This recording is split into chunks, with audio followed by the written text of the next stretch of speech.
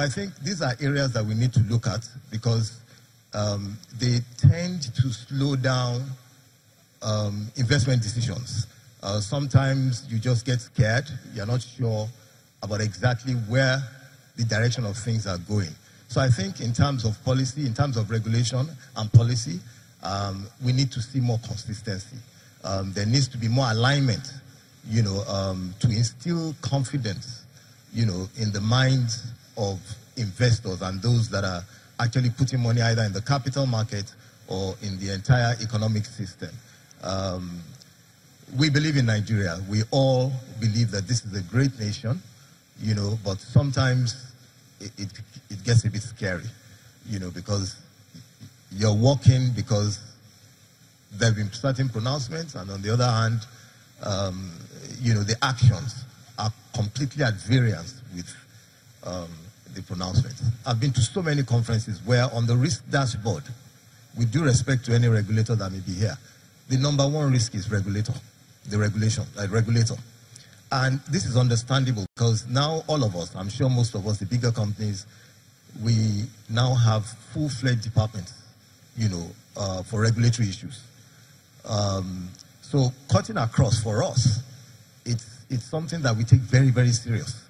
So we have a decently sized regulatory department because we need to be abreast of the things that are happening around us. Every day from the different sectors, be it from PENCOM, National Insurance Commission, the SEC, the Stock Exchange, we deal with all these people, and we have to be abreast of what is going on. Regulation is good, but regulation could also be dangerous. In terms of the misalignment between the capital markets and the economy, I think we need to look at really the inefficiencies within the capital market, but also the inefficiencies between the banking sector and also the inefficiencies within the real sector.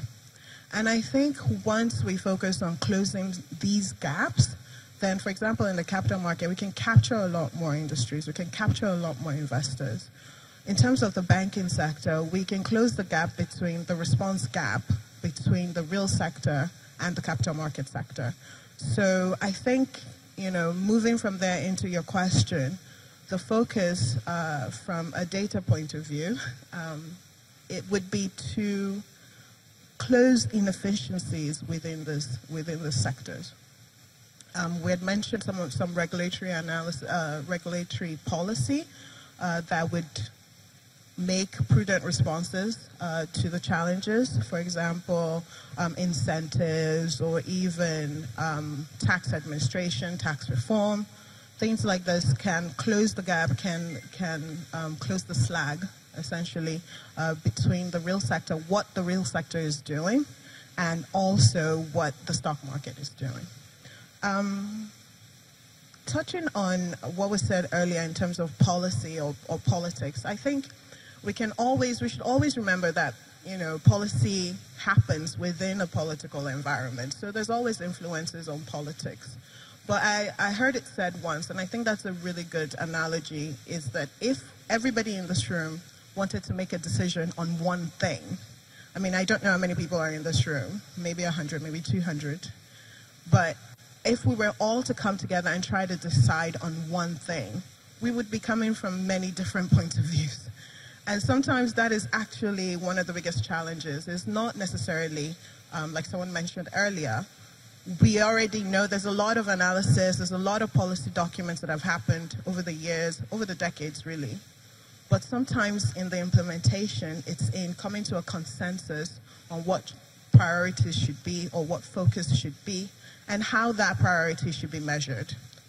There are sentiments being expressed about the government appearing to be non-investment friendly. And one of the examples is the recent difficulties with the MTN Nigeria. So I want to know what are our thoughts on this and what government, despite all the good things that it's doing, which were stated in the last panel, and were also from the remarks from the representative of the CEO of the NSE and the acting DG of SEC. Despite all they're doing, What do they need to do? Sonny? I remember once, having a little fantasy of the possibility of the CBN governor and the former Minister of Finance sitting in one room and discussing, harmonizing monetary and fiscal policy. Because I thought that would send such a very positive signal, not just to international investors, but domestic. But as you know, at least till she left, they were total loggerheads. One person is trying to reduce, for instance, the interest rate, and going as far as taking FX risk, even though we are consistently assured that there are no issues on that. And the other person, even with your presentation here, so I think you're probably on the monetary side, tightening, monetary policy. I think that is part of the issues that we have. I always say that, a president should have just brought both of them in and say, you either work together or I fire both of you, and find two people that can work together. When we return, Channels Television exclusive with Nigeria's head of the SEC in Bali, Indonesia.